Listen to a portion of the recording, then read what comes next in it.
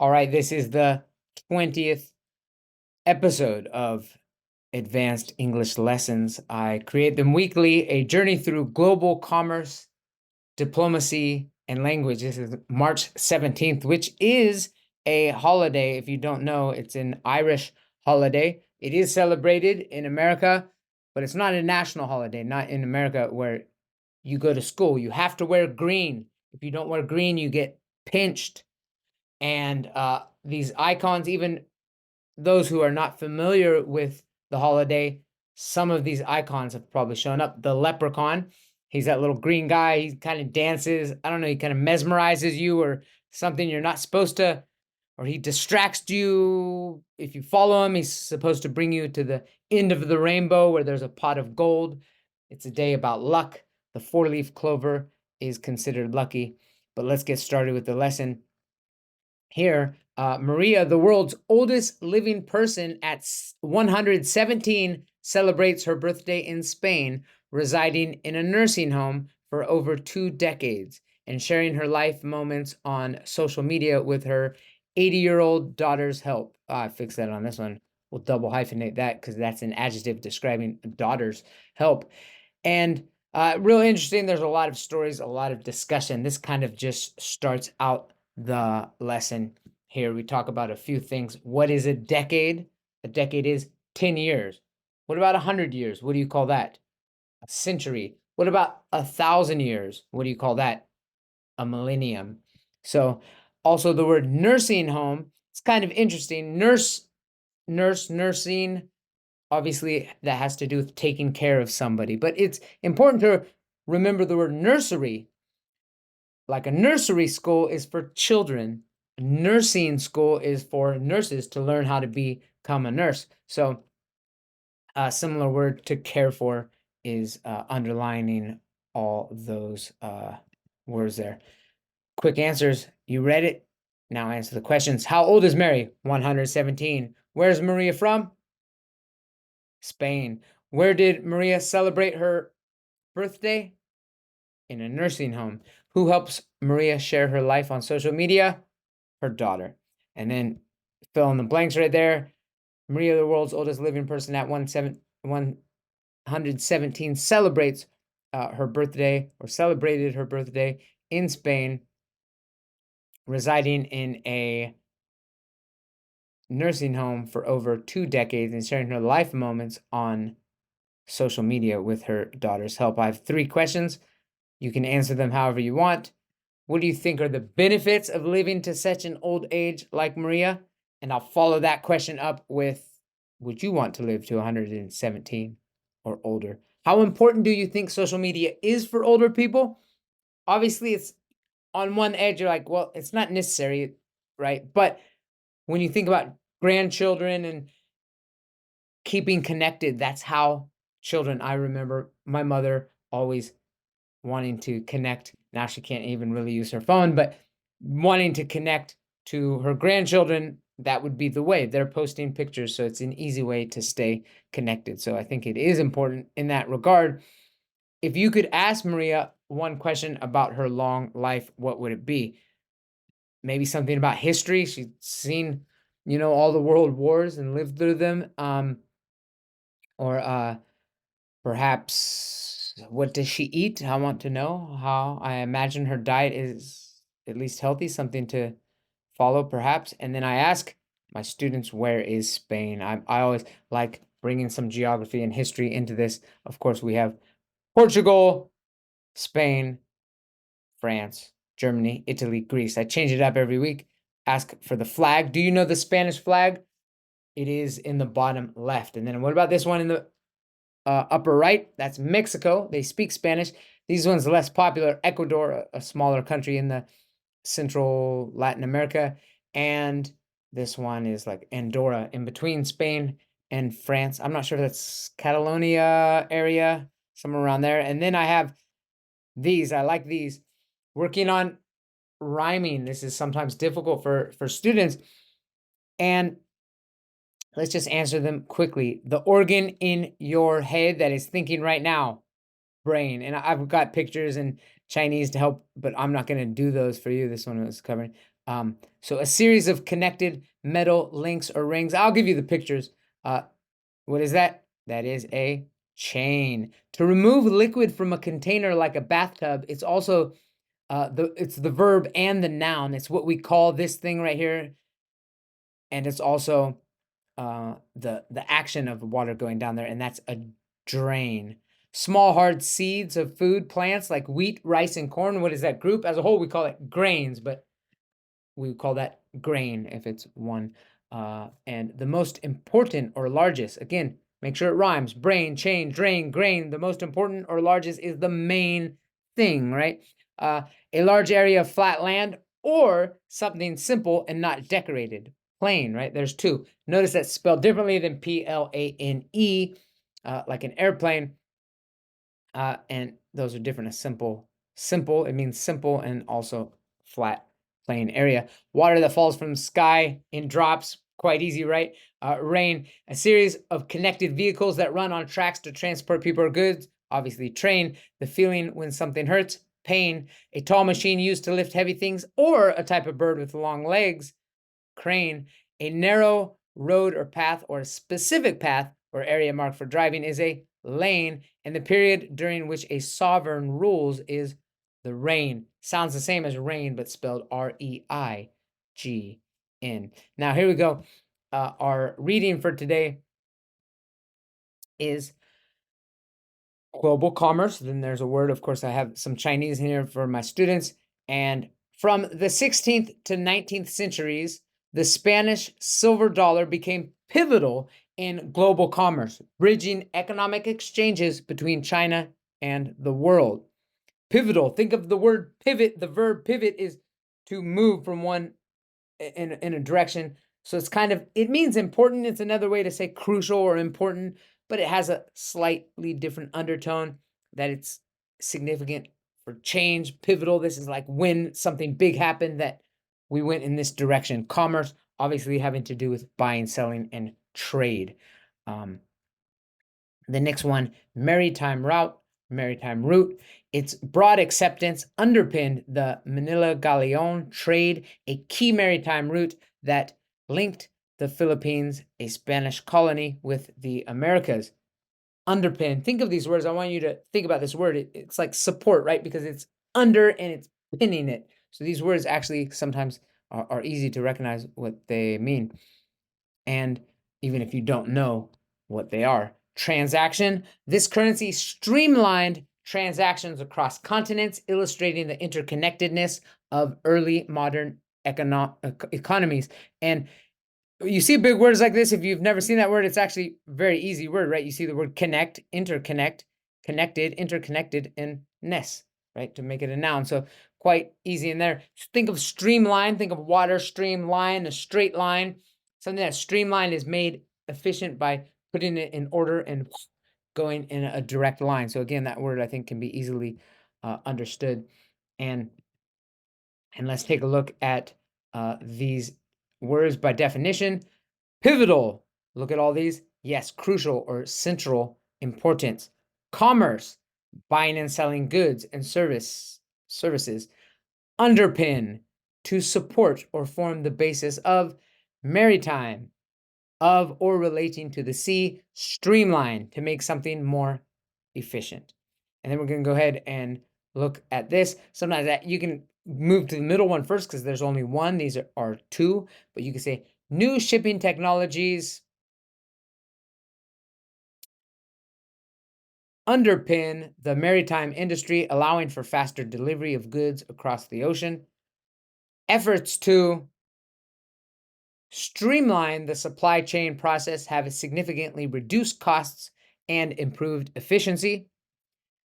The invention of the internet has been pivotal in changing how global commerce operates. Next one, what role did the Spanish silver dollar play in global trade? The answer is facilitated economic exchanges between continents. And what does maritime refer to in the context of the passage, sea, or oceanic activities? And these questions evoked discussion, but also the importance is really to drill in these new vocabulary words. So if you can answer this question, it means you have a good understanding of these new vocabulary words. So that's the important thing, is to at least understand the question.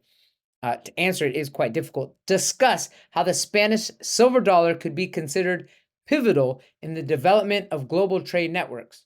What impact might it have had on local economies? Good question, deep question. Examine the term underpin in the context of economic exchanges. How do currencies underpin trade routes like the Manila Galleon trade? Think about it. Those are deep questions here. Make sure the focus here is understanding these words. Do you understand the question? Consider the word streamline in relation to historical and modern commerce. How has the pursuit of streamlining commerce influenced global trade practices? Yeah.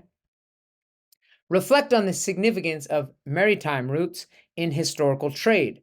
How did maritime trade routes like the Manila Galleon impact cultural exchanges between continents?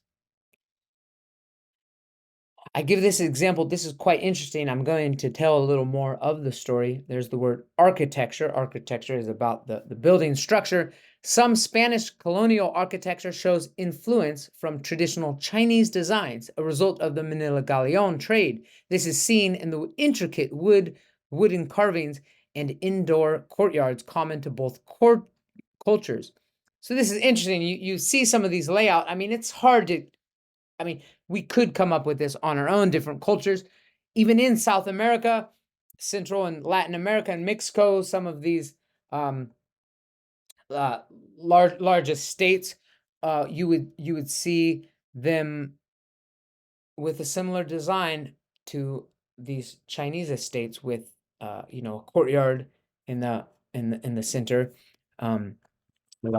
So it's interesting. It's interesting to see how it traded, how culture is traded along, and art and these things are influenced, and that's what's interesting about this. I go over a quick history of the Philippines in a nutshell. You can read this on your own, but I'm gonna have to bring this out a little bit then to show that. So, but I'm gonna just talk. You can read this at the same time. Philippines are quite an interesting country because a lot of things were going on around the world, all the Chinese empires for the last thousands of years, and a lot of trade and wars. And of course, you had the Silk Road long before any of this Manila, what was that even called? The Manila Galleon. And up until 1521, the Philippines were pretty much just their own governing island, small kingdoms. And then there's Spanish colonization, which is interesting. That's the only presence you see with Spaniards in Asia. Of course, there were Portuguese in Macau, but again, that was the same thing.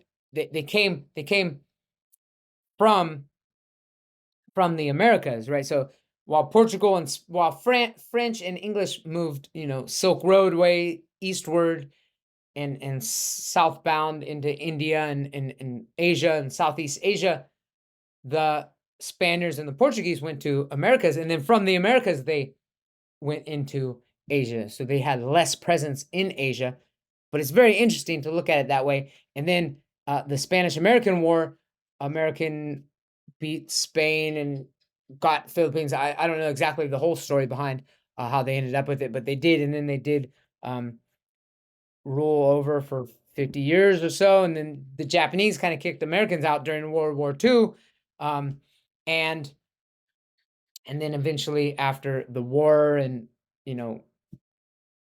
restructuring of the global order, or I guess we could call it, right? It's kind of in turmoil right now, but at that time, then Philippines gained their independence. But I mean, that's an amazing long time. I mean, so many generations that it's hard to separate really what I mean, language. Look at like Filipino language, Tagalog is largely Spanish. So anyway, let's continue here, and I talk about Philippines are part of the Asian nation. What does ASEAN mean? What does it stand for? It is an acronym. And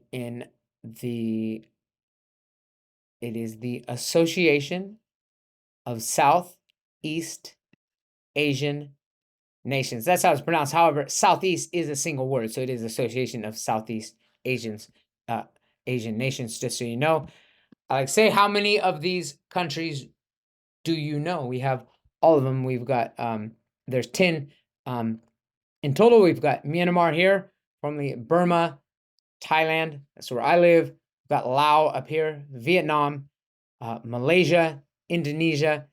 What about this small country right there? Smaller than Hong Kong or Phuket, or about the same size as Phuket or Hong Kong. It's Singapore. Then, of course, here is the Philippines. You can see that archipelago is quite, it's different than a lot of this mainland. Even, part of Indonesia and Malaysia were connected to the mainland or closer. Probably could see them and travel to by boats. Not that people weren't traveling along these isles to get here, but I just think it was less land mass and just was less influenced by a lot of these major countries. And then of course there are these little I'm sure there were travelers going from China to Taiwan along these little islands, but it just wasn't colonized. And this large country right here, Indonesia, they have their population is as large as the US, about, I don't know what it is now, 300 million, 350 million or something. So there's a lot of people there. This is ASEAN, the Association of Southeast Asian Nations. There are all those countries with their names, of course, India and everything over there. And then we talk about what. Oh, that's not. You're not supposed to. Hey, whoa, whoa, whoa. That wasn't supposed to there. Oh, you're not supposed to see that. So acronyms. That's what we're talking about here. Acronyms. I don't know if that's gonna be different size on all of those. We did this last week. Do you know what AI stands for? You might know what AI means, but acronyms are, okay, do you actually know what it is? And it is artificial, which means fake intelligence, right? We have artificial colors. My mother never let me eat those growing up, or foods with artificial colors, artificial flavors, artificial intelligence. That's what it means. So these are acronyms. Do you know KFC? So these, yeah, I'm using the actual PowerPoint. I teach actually from the web version. So some of these are slightly off. It's the first time I look at the first one. I'll give you that. Kentucky. Kentucky is the state, I'm assuming, where it came from. So that's actually like a noun adjective describing this. We know what they're famous for. It's chicken. And then I ask, if you still don't know what is it, it's an adjective that describes chicken. It's not boiled chicken. It's not cooked chicken. It's not baked chicken. It's not roasted chicken. It's fried chicken. KFC. What about the NBA? That's National Basketball Association. That's right. And this one, DIY. A lot of people know what DIY means, but do you actually know what it stands for? This one's quite simple. Actually, do it yourself. Do it yourself. And of course, then I ask my students to show me something they've done themselves, or talk about like IKEA. Have you built a table or a chair or something? UN, what does the UN stand for? It is the United Nations. What about the WHO? World Health Organization. Again, you'll see that O is often organization, A is often association, but not with NASA. NASA is National Aeronautics and Space Administration, not association. Many people get that one wrong. UNESCO or UNESCO is, again, United Nations. Starts with an E. Educational, these are all adjectives, so not just education, but educational, scientific, and cultural organizations. And this one's actually French. Federation. Now, it's important when you translate words from France, federation is going to translate as league, even though we have a word, federation. That's more like a government federation. International Federation Internationale de Football Association. perhaps. If you were to translate this into English, you would probably say the Football Association, International Football Association League, perhaps, but we all know it as FIFA. And then diplomatic relations, another word here. And Spain is one of the few countries to have giant pandas from China hosted at the Zoo Aquarium of Madrid. This symbolizes the friendship and diplomatic relations between the two nations. Now, it's true, fun fact here, and I have a website that shows all the pandas in the world because I remember, and I talked about getting excited at the Sacramento Zoo, said they were going to have a panda. I got there and it was the red panda, which looks like a raccoon. Adorable creature, don't get me wrong, but not quite the magnificent of a panda. And there's only 26 zoos outside of China that have pandas. So if you've seen a panda at a zoo, you're lucky. Not most zoos don't have pandas. I'm actually lucky. The only panda in Thailand is here in Chiang Mai, and there's a bigger zoo in Bangkok. I imagine. I don't know why for sure, but I'm thinking because Chiang Mai has more mountains, and even though it's hot, pandas do like cool mountains. At least it can kind of resemble their habitat a little more than in Bangkok. So giant pandas are hosted in 26 zoos across 21 countries. These efforts are part of an international collaboration, often under China's panda diplomacy, aiming to promote research, conservation, and breeding programs. By loaning pandas to zoos worldwide, this program not only supports the species' survival, but also fosters cultural exchange and deepens international bonds. The initiative demonstrates a commitment to preserving these iconic creatures while allowing people globally to connect with them and learn about giant pandas within their own countries. So there we go. And then I do have this, if you're Chinese, then you can remember some of these words that we had. And wow, that one is different. Well, anyway, there they are. If you're not, then you'll have to go back and look at them. I do have one more. This one's kind of a tough one. I have one of my students. So I create special students for certain, special lessons, or at least activities within the lesson from my students. I want a total of 16 students. Right now I have 12 students, so I will take on 4 more, but I have a couple trial lessons. I'm looking to fill it up. Regular students, that's what I'm looking for. And then they sometimes request something specific. In this case, one of my students said they had difficulty with nouns being used as verbs and filling in the blanks. So go ahead, read this. I use all these. These are all can be nouns, but they're simple. I mean, these aren't advanced vocabulary words, but it is difficult for it's even a little difficult for me, I have to admit, at first, well, when you have this many vocabulary words you need to put in. So let me just go ahead. I'll read it, try to answer the one before me. We've got frame, grab, mail, gift, plant, book, tackle, ride, play, text, bag, pick, and paint. Again, those are all nouns, but they're in the text, they're all verbs. Sometimes that can be tricky, so let's go ahead and begin. So,